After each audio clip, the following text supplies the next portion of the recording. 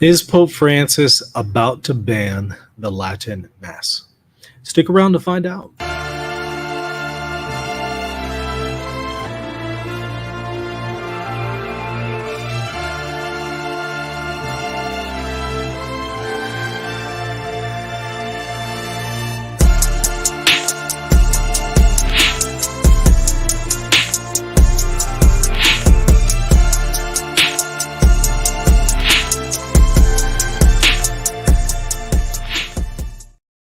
Hey, everybody. Well, welcome back to the Michael Lofton Show on Reason and Theology. There are rumors circulating that Pope Francis is going to ban the Latin Mass entirely. It has been restricted, as many know, by Pope Francis with Traditionis Custodes several years ago. But there are rumors that he is going to further restrict it to the point that it might be banned. And so that is what I want to explore today. I want to explore those rumors. I also want to address a few questions. If this is true, if the rumors are true, should the Pope do this? And then not only do we need to explore should, but also can he do this? Is this actually within the authority of the Pope to do so? Well, as a person who, look, in the past, I've driven a good 2.5 hours every weekend to go to a Latin Mass. I've greatly enjoyed and benefited from it. I think it's a wonderful liturgy in the Roman Rite. In many ways, I think that it has some very good strengths that the Novus Ordo and the Missal of 69 probably should make use of. And so I come from a perspective that I value this liturgy. I think it's beautiful. I don't have any issues with the liturgy itself. And I know that there are other people who are similar to me and appreciate the beauty of the Latin Mass. And when they hear this kind of stuff, they might become disturbed. So I want to try to offer some guidance in working through this. But believe me, I know, I get it, I understand. Like I said, I'm a person who does appreciate all of the riches of the church and all of its liturgical expressions, and especially the Roman Rite, and this particular form of the Roman Rite. So I get it if people are disturbed and concerned. So that's why we're doing this show. So we need to explore, should he do this? And can he do this? Let's talk about should he do this first, however. Now, actually, let me show you where this rumor originates. Let's perhaps explore that first. I'm going to share my screen so that you can follow along with a very brief article on where this came from. This comes from Roraticelli, who sometimes it's hit and miss. Sometimes the rumors that they have mentioned, turn out to be accurate. Sometimes perhaps not so much. But they just posted this one: urgent growing rumors of a final solution for the traditional Latin Mass. Of course, final solution here would be using the language of the Nazis against the Jews. So a little rhetorical, certainly. Dear readers, once again, as at least twice in the past before the crackdown on the Franciscans of the Immaculate in the 12 months leading up to the Traditionis Custodes, Roraticelli is sad to be the first bearer of grave, heavy, and persistent rumors coming from the circles close to Cardinal Roche and to the liturgical warriors close to Casa Santa Marta in Rome. An attempt is being made to implement as soon as possible a Vatican document with a stringent, radical, and final solution banning the traditional Latin Mass. The traditional Latin Mass is a term that is used to refer to the Missal of 1962, by the way. For those who may be new to this discussion, there's the Missal of 69 that Pope Paul VI promulgated. We're currently in its third edition in the Roman Rite, and that is what is being used today, often called the Novus Ordo. And then there's also the Missal of 62 promulgated by John Paul II prior to the reform of the liturgy. The same ideologues who imposed Traditionis Custodes, that would be Pope Francis and the Catholic magisterium, and its implementation and who are still frustrated with its apparently slow results, especially in the United States and France, want to ban it and shut it down everywhere and immediately. They want to do it while Francis is still in power. They want to make it as wide, final, and irreversible as possible. Well, let me maybe pause there. There is no irreversibility when it comes to restricting a liturgy. If Pope Francis just completely banned it today, another pope could bring it right back tomorrow. It's not a situation that is ever irreversible. So I'm not exactly sure where they're coming from. A subsequent pope could easily just restore it if they wanted to do that. The rumors come from the most credible sources in different continents, and we urge you to take them as seriously as possible and do what you can in your station as laity, priests, bishops, cardinals, religious men and women to prevent the ban from becoming a concrete measure. So that's effectively it. Now, again, this is still a rumor, but I think it's worth exploring this one for the sake of catechesis. I don't know if this is going to happen. It may or may not. Either way, I think this one is worth exploring because this is something that we need to work through theologically. Because what if it does happen? I think we need to be prepared for how to work through this situation and understand it as Catholics. But if you ask me the likelihood of this, I would certainly say it's not far-fetched to see Pope Francis perhaps entirely restricting it or discontinuing it, I think would be the more appropriate term. I don't think it's entirely far-fetched that he might do so. Then again, I don't know the future. I don't know what's going to happen, but it's conceivable. Now, one question that I do have, however, is if this is true, if the rumor is true, are we talking about a ban on diocesan liturgies, Latin masses within diocesan communities? Or are we talking about with other groups like the FSSP and the Institute of Christ the King Sovereign Priest? Are we talking about them as well? Are we just talking about diocesan masses? What are we referring to? That is certainly unclear. There's no details offered to us, let alone do we even know if this is going to happen. I strongly doubt that if this is true, I strongly doubt Pope Francis would make the move of discontinuing the Missal of 62 within communities like FSSP and Institute of Christ the King Sovereign Priest. I don't see him doing that. I mean, he recognizes that their entire charism, their entire purpose is to preserve that, and there's a pastoral need for it. I don't see him touching that. That just, I don't see that happening. But it is conceivable that Pope Francis might further restrict the Missal of 62 within, diocesan contexts. But again, all rumor, so it's all speculation. But usually I don't indulge this kind of stuff. I don't indulge rumors, but I think that there's something more important here, and that is a catechesis moment on how we need to understand this if this happens. Because, look, sooner or later it is going to happen. I just don't know if it was ever going to be the position of the church that long term there was going to be two forms to the Roman Rite. So I think at some point, some pope, whether it's Pope Francis or someone else, is going to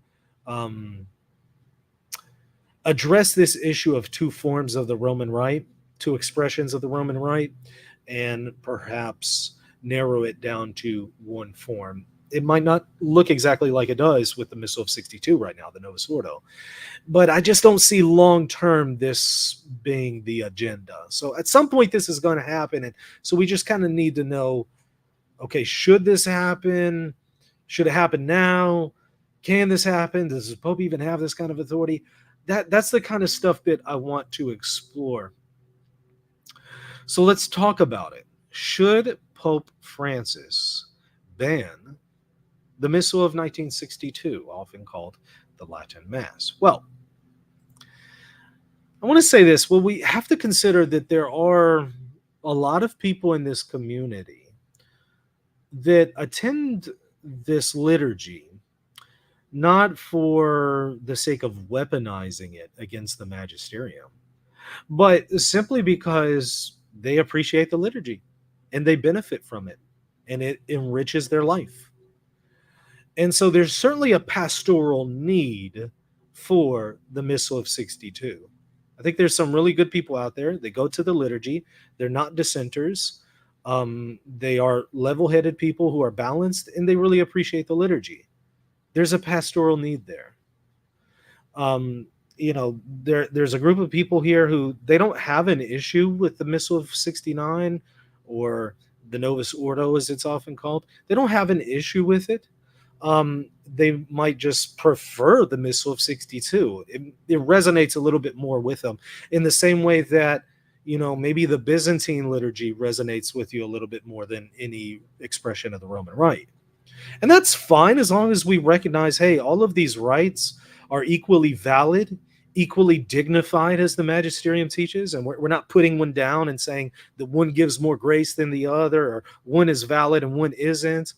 As long as there's not that going on, there's nothing wrong with saying, hey, you know what, I prefer this particular expression of the liturgy.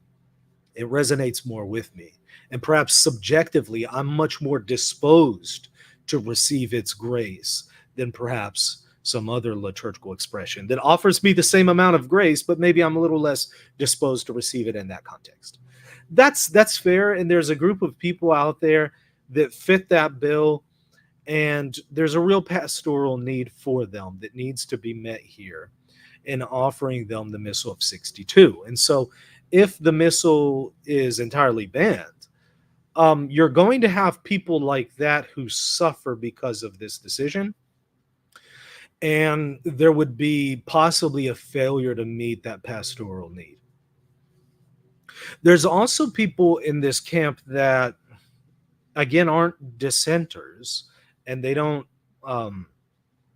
put down the Novus Ordo, but they might not necessarily understand the reasons for the liturgical reform. They might not necessarily understand why did the church go this direction. And they might not have enough catechesis to realize the context of these decisions in relation to the Missal of 62. And so, in those particular cases, there is also a pastoral need here for the Missal of 62. Give me 1 second. Hold on.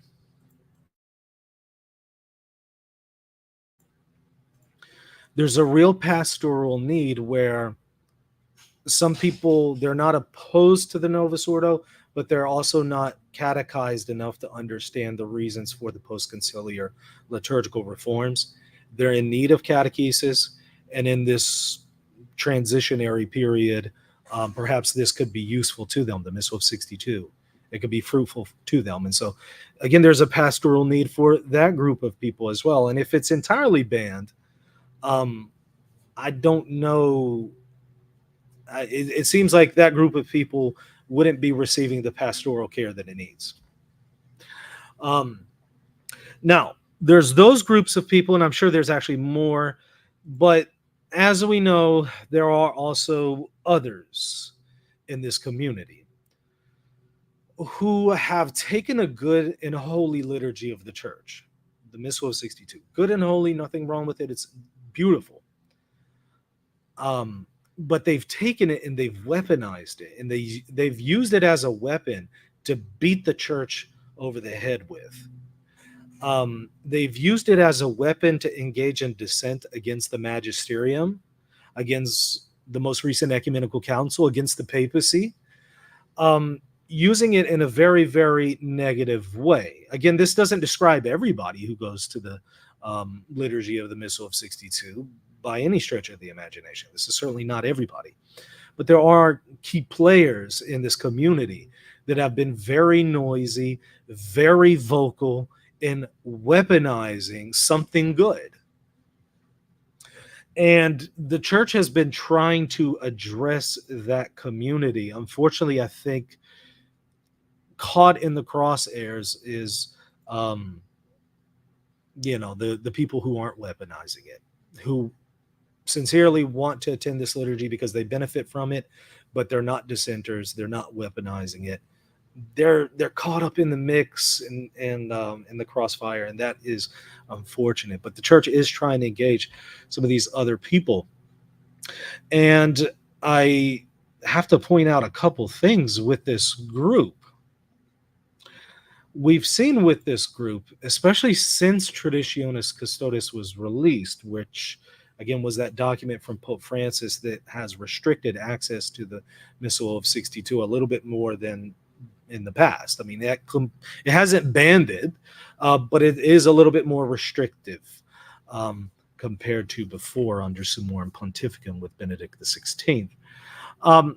Since then, in reaction to that, we have seen very noisy and key players in this community who have accused the magisterium of teaching heresy, and they've used and weaponized the Latin Mass, the Missal of 62, to further that accusation, an accusation of heresy against the magisterium, whether we're talking about the Second Vatican Council or even the most recent pontificate of Pope Francis. We're seeing some of them also using Catholic churches in the Missal of 62 within these Catholic churches to engage in illicit ordinations that they do not have permission for, engaging in these secret and also illicit ordinations against the local bishop, against the Holy See, weaponizing a good and holy liturgy in our own churches. Not even just outside in some trailer park, but actually within Catholic churches, parishes that are in full communion, going there, taking this good and holy liturgy and weaponizing it within our own communities. I've documented this on this channel, so no need to reinvent the wheel and cover it all. Perhaps I'll put some links in the show notes to some of those videos. But this isn't really news. We've been seeing this. We've also been seeing people in this community taking a good and holy liturgy and engaging in illicit masses against the directives of the local bishop and the Holy See. So engaging in these illicit masses, the sacraments are valid, but they are held illicitly. So again, weaponizing that liturgy. Unfortunately, the good people in the community that goes to the Missal of 62, the good people who are not the dissenters, who have not weaponized it, unfortunately, those good people have not been very vocal. And they also haven't been very vocal in not only showing us a different side to this community, but calling out the dissenters who are weaponizing the Missal of 62. Unfortunately, they just haven't, been there in the public sphere, really engaging and correcting people in their midst who weaponize this. And so it's hard to see that group whenever they're not very vocal and even making their presence known in addressing the dissenters who are weaponizing it. So I think that in that particular case, bishops and perhaps even the Pope might not be aware that there actually might be a fairly large amount of people who are not dissenters, who are not weaponizing the liturgy.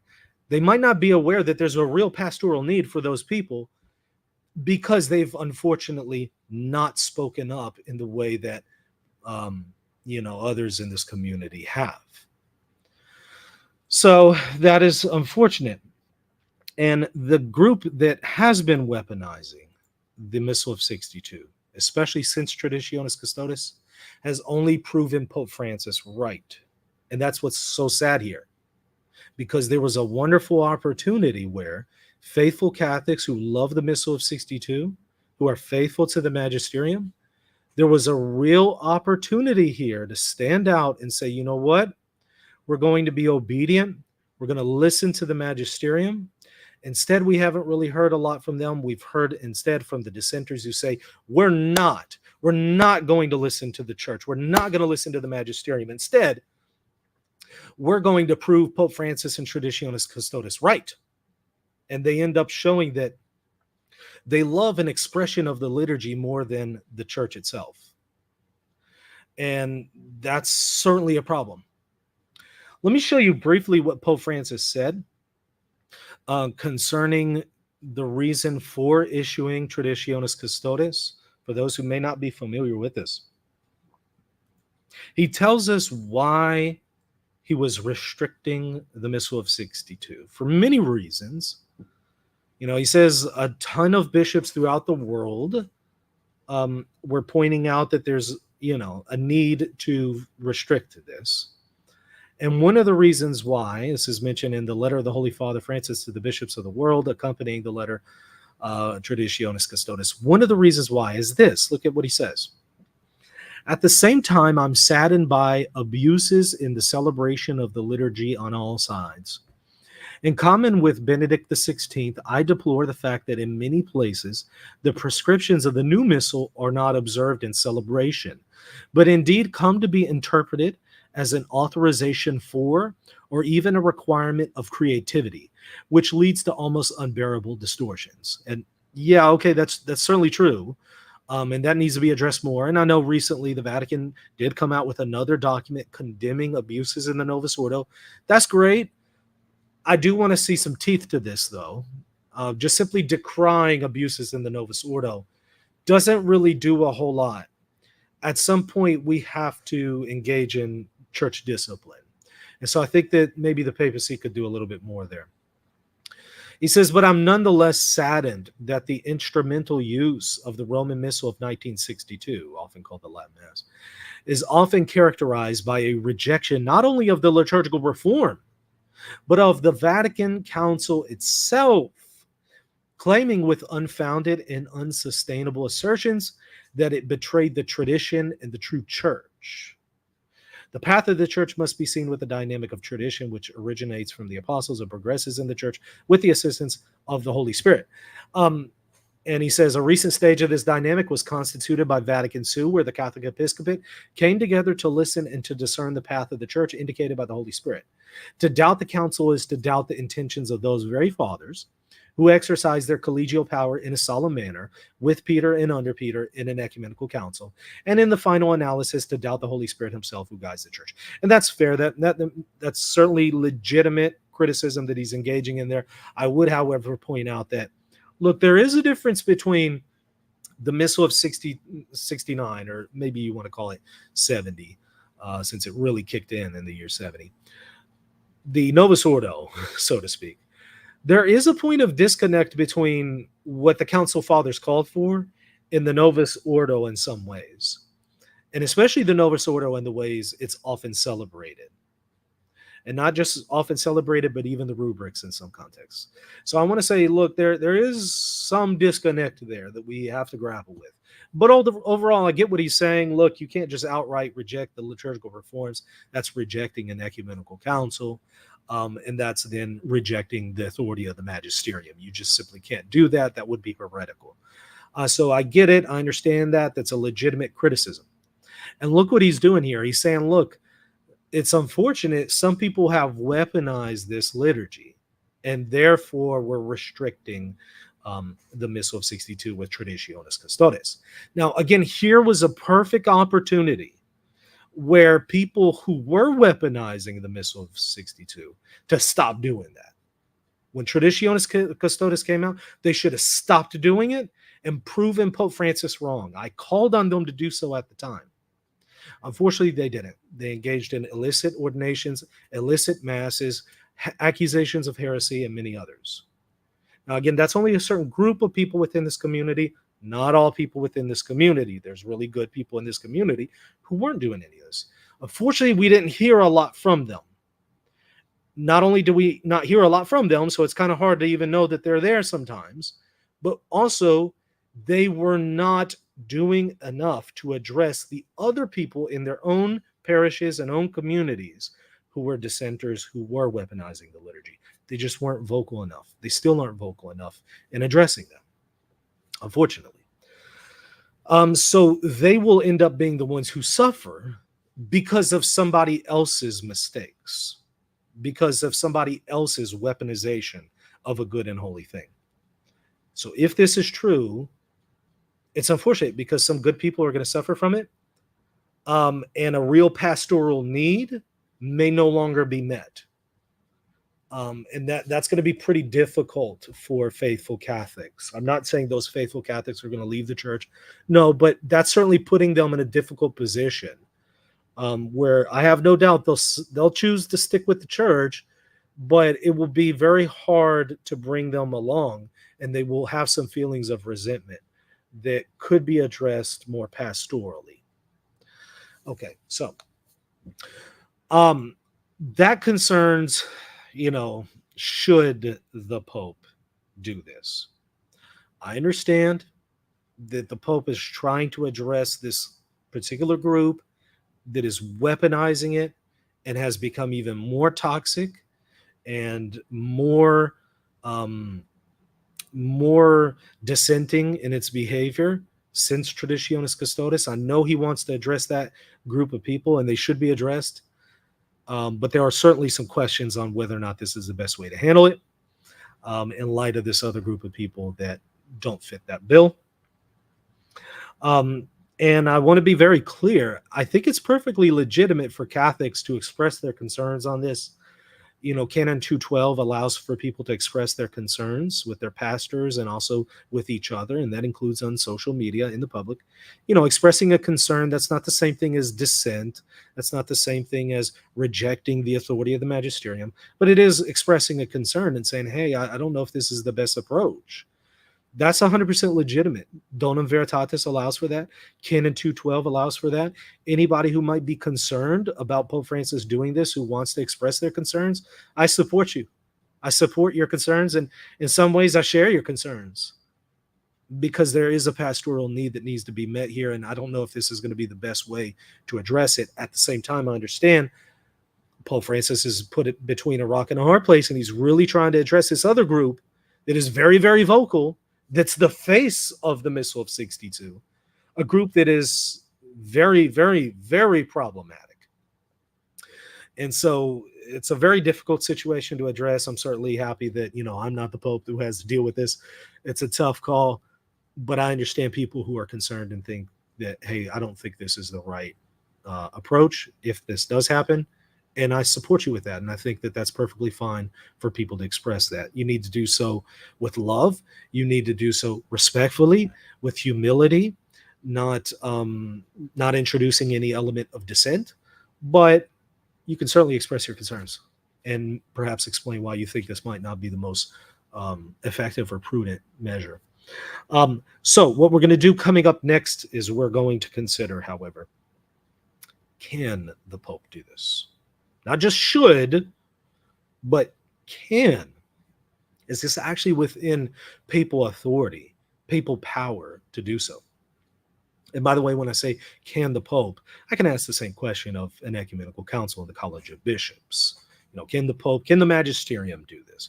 Whether we're talking about the papacy or the College of Bishops, can the magisterium, does it have the authority to completely discontinue the Missal of 62 and restrict Roman Rite Catholics to the Missal of 69, or some of its other expressions like the Anglican Ordinariate or something like that? All right, that's what we're going to take a look at here in just a moment. Stay tuned for more.